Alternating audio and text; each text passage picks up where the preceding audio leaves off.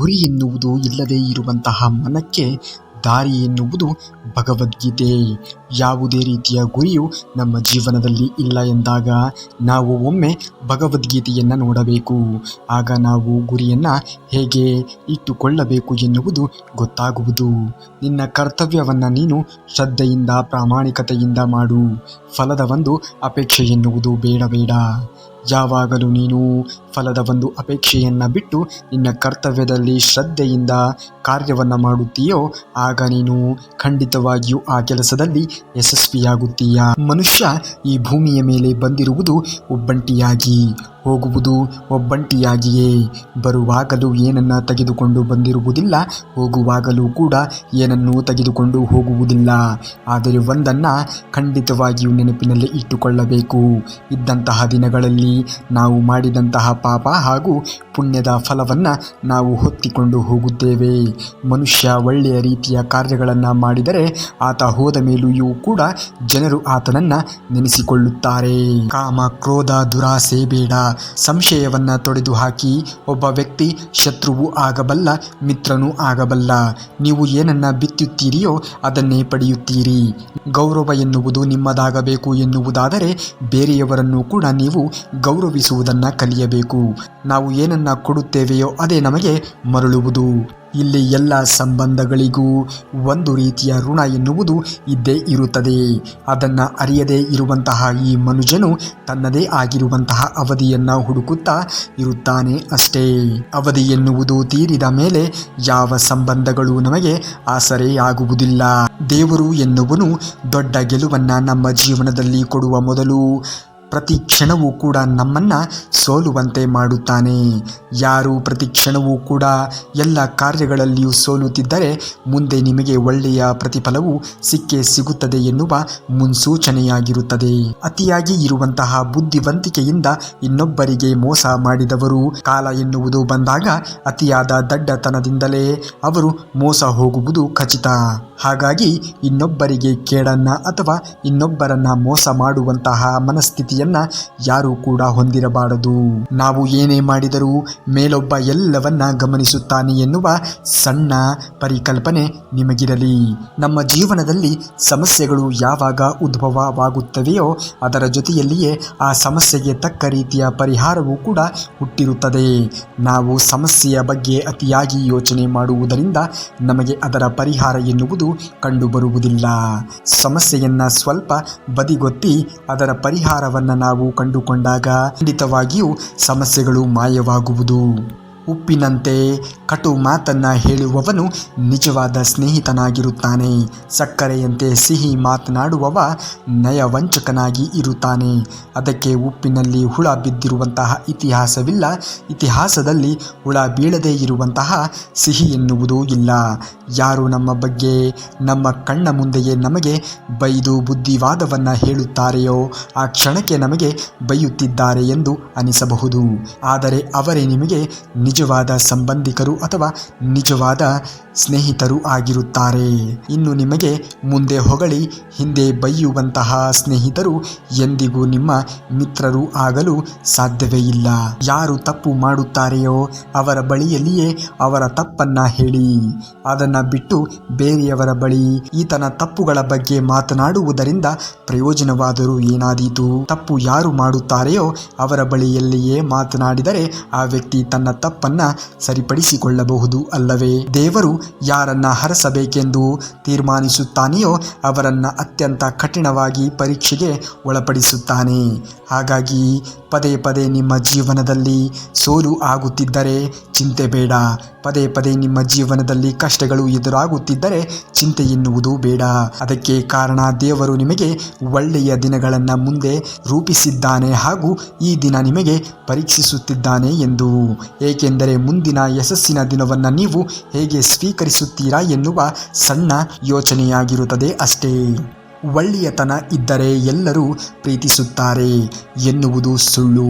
ಎಲ್ಲರೂ ಬಳಸಿಕೊಳ್ಳುತ್ತಾರೆ ಎನ್ನುವುದೇ ಸತ್ಯ. ಅತಿಯಾದಂತಹ ಒಳ್ಳೆಯತನವು ವಿಷವಿದ್ದಂತೆ. ನಾವು ಎಲ್ಲಿ, ಹೇಗೆ, ಯಾರ ಜೊತೆಯಲ್ಲಿ ಹೇಗೆ ವರ್ತಿಸಬೇಕು ಎನ್ನುವುದನ್ನು ಕೂಡ ತಿಳಿಯಬೇಕು. ವರ್ತಮಾನದಲ್ಲಿ ಜೀವಿಸಬೇಕು. ಪ್ರಸ್ತುತ ದಿನಮಾನಗಳಲ್ಲಿ ಮನುಷ್ಯರು ಹೇಗೆ ಜೀವಿಸುತ್ತಾರೆಯೋ ಹಾಗೆ ನಾವು ಕೂಡ ಕಾಲಕಾಲಕ್ಕೆ ತಕ್ಕಂತೆ ನಮ್ಮ ವರ್ತನೆಯಲ್ಲಿ ಬದಲಾವಣೆಯನ್ನು ಮಾಡಿಕೊಳ್ಳುವುದು ಅನಿವಾರ್ಯ. ಇಲ್ಲವಾದರೆ ಈ ಜಗತ್ತು ನಮ್ಮನ್ನು ಅತಿಯಾಗಿ ಬಳಸಿಕೊಂಡು ಒಂದು ದಿನ ನುಂಗಿ ಹಾಕುತ್ತಾರೆ. ಎಚ್ಚರ. ನೀನು ಮಾಡುತ್ತಿರುವ ಕೆಲಸವನ್ನ ಇನ್ನೊಬ್ಬರು ಗಮನಿಸಲಿಲ್ಲ ಎಂದು ಅದನ್ನ ನಿಲ್ಲಿಸಬೇಡ. ತಾಳ್ಮೆಯಿಂದ ಜೀವನದಲ್ಲಿ ಇರುವುದು ಬಹಳ ಮುಖ್ಯ. ಏಕೆಂದರೆ ದುಃಖದ ನಂತರವೂ ಸಂತೋಷ ಎನ್ನುವುದು ಬಂದೇ ಬರುತ್ತದೆ. ತನ್ನ ಪರಿಶ್ರಮದ ಮೇಲೆ ನಂಬಿಕೆಯನ್ನ ಇಡುವವನು ಬೇರೆಯವರ ಆಶ್ರಯಕ್ಕಾಗಿ ಎಂದಿಗೂ ಕಾಯುವಂತಹ ಅವಶ್ಯಕತೆ ಇಲ್ಲ. ಏಕೆಂದರೆ ಅವನು ನಂಬಿರುವುದು ತನ್ನ ಮೇಲೆ, ತನ್ನ ನಂಬಿಕೆಯ ಮೇಲೆ ಹಾಗೂ ತನ್ನ ಕಾರ್ಯದ ಮೇಲೆ. ಹಾಗಾಗಿ ಇನ್ನೊಬ್ಬರ ಆಶಯಕ್ಕಾಗಿ ಕಾಯುವ ಅವಶ್ಯಕತೆ ಅವನಿಗಿಲ್ಲ. ಒಂದು ನೋವಿನಿಂದ ಸಾವಿರಾರು ಕಣ್ಣೀರು ಹಾಕಿದೆ ಎಂದು ನೊಂದಿಕೊಳ್ಳಬೇಡ. ಆ ಒಂದು ನೋವಿನಿಂದ ಲಕ್ಷಾನುಗಟ್ಟಲೆ ಅನುಭವ ಪಡೆದೆ ಎಂದು ಖುಷಿಯನ್ನ ಪಡು. ಆ ಅನುಭವಗಳೇ ನಿನ್ನ ಉನ್ನತ ಜೀವನದ ದಾರಿಗೆ ಸ್ಫೂರ್ತಿಯಾಗುವುದು. ವಾದವಿರುವಂತಹ ಮಾತಿಗಿಂತ ಸ್ವಾದವಿರುವಂತಹ ಮೌನವೇ ಉತ್ತಮವಾಗಿ ಇರುವುದು. ನಾವು ಮಾತಿನಿಂದ ಏನನ್ನು ಕೂಡ ಪಡೆದುಕೊಳ್ಳಲು ಸಾಧ್ಯವಿಲ್ಲ. ಮಾತಿನಿಂದ ಮಾತು ಬೆಳೆದು ಕೊನೆಗೆ ಸಂಬಂಧಗಳು ಬಿರುಕಾಗಿ ಹೋಗುವುದು. ಹಾಗಾಗಿ ಎಲ್ಲಿ ಬಿರುಕಿನ ಸಂಭವ ಇರುತ್ತದೆಯೋ ಅಲ್ಲಿ ಕೊಂಚ ಮೌನವನ್ನು ಆವರಿಸಿದಾಗ ಸಂಬಂಧಗಳು ಗಟ್ಟಿಗೊಳ್ಳುತ್ತವೆ. ಇಲ್ಲಿ ಯಾರೂ ಕೂಡ ಯಾರನ್ನು ಉದ್ಧಾರ ಮಾಡುವುದಕ್ಕೆ ಆಗುವುದಿಲ್ಲ. ಯಾರೂ ಕೂಡ ಯಾರನ್ನು ಹಾಳು ಮಾಡುವುದಕ್ಕೂ ಆಗುವುದೇ ಇಲ್ಲ. ಅವರವರು ಮಾಡುವಂತಹ ಯೋಚನೆ ಅವರು ಉದ್ಧಾರವಾಗುವುದಕ್ಕೋ ಅಥವಾ ಅವರು ಹಾಳಾಗುವುದಕ್ಕೋ ಮೂಲ ಕಾರಣವಾಗಿರುತ್ತದೆ. ನೋವು ಎನ್ನುವುದು ಪ್ರತಿಯೊಬ್ಬರ ಜೀವನದಲ್ಲಿ ಬಂದು ಅವರನ್ನು ಸಂಪೂರ್ಣವಾಗಿ ಬದಲಿಸಿಬಿಡುತ್ತದೆ. ಏಕೆಂದರೆ ಕೆಲವರು ನೋವಿನಿಂದ ನರಳುತ್ತಾರೆ, ಮತ್ತೆ ಕೆಲವರು ನೋವಿನಿಂದ ನಲಿಯುತ್ತಾರೆ, ಮತ್ತೆ ಕೆಲವರು ಆ ನೋವಿನಿಂದ ಕಲಿತು ಮುಂದೆ ಹೇಗೆ ಬದುಕಬೇಕು ಎನ್ನುವುದನ್ನು ಕಲಿತು ಮುಂದೆ ನಡೆಯುತ್ತಾರೆ. ಮುಂದೆ ಜೀವನದಲ್ಲಿ ಸಂತೋಷವನ್ನ ಕಾಣುತ್ತಾರೆ. ಅಪಪ್ರಚಾರ ಎನ್ನುವುದು ಶತ್ರುಗಳಿಂದ ಹುಟ್ಟಿ ಅಜ್ಞಾನಿಗಳಿಂದ ಬೆಳೆದು ಮೂರ್ಖರಿಂದ ತೀರ್ಮಾನವನ್ನ ಪಟ್ಟಿರುತ್ತದೆ. ಈ ಮೂರು ಗುಂಪಿನಲ್ಲಿ ನಾವು ಎಂದಿಗೂ ಇರಬಾರದು. ಅವು ನಮ್ಮ ನಡತೆಯನ್ನೇ ಹಾಳು ಮಾಡಿಬಿಡುತ್ತದೆ. ಶ್ರೀಕೃಷ್ಣ ಪರಮಾತ್ಮನು ಹೇಳುತ್ತಾನೆ, ಮೌನಕ್ಕಿಂತ ದೊಡ್ಡ ಉತ್ತರವಿಲ್ಲ, ಕ್ಷಮಿಸುವುದಕ್ಕಿಂತ ದೊಡ್ಡ ಶಿಕ್ಷೆ ಎನ್ನುವುದು ಇಲ್ಲ ಎಂದು. ಯಾರಾದರೂ ನಮ್ಮ ಬಳಿಯಲ್ಲಿ ಮಾತನಾಡಿದರೆ ಅವರಿಗೆ ನಾವು ಪ್ರತ್ಯುತ್ತರವಾಗಿ ಮಾತನಾಡಬೇಕು ಎನ್ನುವ ಅಂಶವಿಲ್ಲ. ಕೇವಲ ನಾವು ಮೌನವಾಗಿ ಇದ್ದರೆ ಅವರಿಗೆ ತಕ್ಕ ರೀತಿಯಲ್ಲಿ ಕಾಲಕ್ಕೆ ತಕ್ಕಂತೆ ಉತ್ತರ ಎನ್ನುವುದು ಸಿಕ್ಕೇ ಸಿಗುತ್ತದೆ.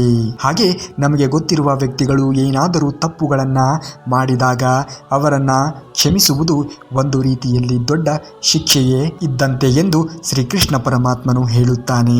ಹಾಗಾಗಿ ನಿಮ್ಮ ಸಂಬಂಧಗಳಲ್ಲಿ ಏನಾದರೂ ಕ್ಷಮಿಸುವಂತಹ ಸಂದರ್ಭಗಳು ನಿಮಗೆ ಒದಗಿ ಬಂದರೆ ಖಂಡಿತವಾಗಿಯೂ ಅವರಿಗೆ ಒಂದು ಅವಕಾಶವನ್ನು ಮಾಡಿಕೊಡಿ. ನೀನು ಎಲ್ಲಿಯವರೆಗೆ ಉಪಯೋಗಕ್ಕೆ ಬರುತ್ತೀಯೋ ಅಲ್ಲಿಯವರೆಗೆ ಜನರು ನಿನ್ನನ್ನು ಪ್ರೀತಿಸುತ್ತಾರೆ. ನೀನು ಎಲ್ಲಿಯವರೆಗೆ ಉಪಯೋಗಕ್ಕೆ ಬಂದು ಅಲ್ಲಿಂದ ಮುಂದೆ ಬರುವುದಿಲ್ಲ ಎನ್ನುವುದು ಅವರಿಗೆ ಮನವರಿಕೆಯಾಗುವುದೋ ಅಲ್ಲಿ ನಿನ್ನನ್ನು ವಿರೋಧಿಸಲು ಪ್ರಾರಂಭ ಮಾಡುವರು. ಹುಡುಕುತ್ತಾ ಹೋದಂತಹ ಧರ್ಮರಾಯನಿಗೆ ಕೆಟ್ಟವರು ಎಂದಿಗೂ ಸಿಗಲಿಲ್ಲ. ಎಷ್ಟೇ ಹುಡುಕಿದರೂ ದುರ್ಯೋಧನನಿಗೆ ಒಳ್ಳೆಯವರ ದರ್ಶನವಾಗಲೇ ಇಲ್ಲ. ನೋಡುವ ದೃಷ್ಟಿ ನಮ್ಮ ವ್ಯಕ್ತಿತ್ವವನ್ನು ರೂಪಿಸುತ್ತದೆ. ನಾವು ಯಾವ ರೀತಿಯಲ್ಲಿ ಇನ್ನೊಬ್ಬರನ್ನು ನೋಡುತ್ತೇವೆ ಎನ್ನುವುದರ ಮೇಲೆ ಮುಂದೆ ಇರುವಂತಹ ವ್ಯಕ್ತಿಯ ವ್ಯಕ್ತಿತ್ವವೆನ್ನುವುದು ನಮಗೆ ಗೋಚರಿಸುವುದು. ಧೈರ್ಯ ಹಾಗೂ ಶ್ರದ್ಧೆಯಿಂದ ಪ್ರಯತ್ನವನ್ನು ಮಾಡಿದರೆ ಯಾವ ಕಾರ್ಯವೂ ಕೂಡ ಅಸಾಧ್ಯವಲ್ಲ. ಎಲ್ಲವನ್ನೂ ಕೂಡ ನಾವು ಸಾಧ್ಯವಾಗಿಸಿಕೊಳ್ಳಬಹುದು.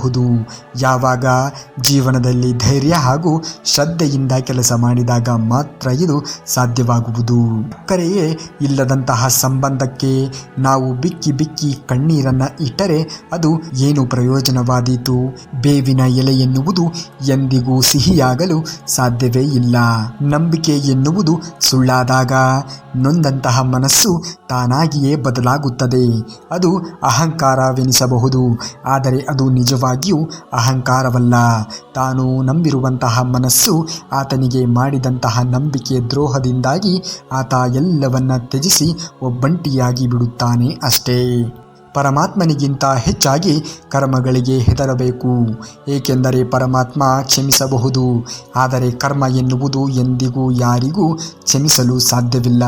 ಅವರವರು ಮಾಡಿದಂತಹ ಕರ್ಮಕ್ಕೆ ತಕ್ಕ ರೀತಿಯ ಪ್ರತಿಫಲವನ್ನು ಪ್ರತಿಯೊಬ್ಬರೂ ಕೂಡ ಅನುಭವಿಸಿಯೇ ತೀರಬೇಕು. ಕಳೆದುಕೊಂಡಿರುವುದು ನಿನ್ನದಲ್ಲ, ಕಳೆದು ಹೋದದ್ದು ಕೂಡ ನಿನ್ನದಲ್ಲ. ಬಿಟ್ಟು ಕೊಟ್ಟಿದ್ದು ನಿನ್ನವರಲ್ಲ. ಬಿಟ್ಟು ಹೋದವರು ಎಂದಿಗೂ ನಿನ್ನವರಾಗಲು ಸಾಧ್ಯವೇ ಇಲ್ಲ. ನಿನ್ನದು ಅಂತ ಇರುವುದು ಈ ದಿನ, ಈ ಕ್ಷಣ ಮಾತ್ರ. ನೀನು ಈ ಕ್ಷಣವನ್ನು ಸರಿಯಾಗಿ ಉಪಯೋಗ ಮಾಡಿಕೊಂಡಾಗ ಮಾತ್ರ ನೀನು ನಿನ್ನ ಭವಿಷ್ಯದ ದಿನಗಳಲ್ಲಿ ಸಂತೋಷದಿಂದ ಬದುಕಲು ಸಹಕಾರವಾಗುವುದು.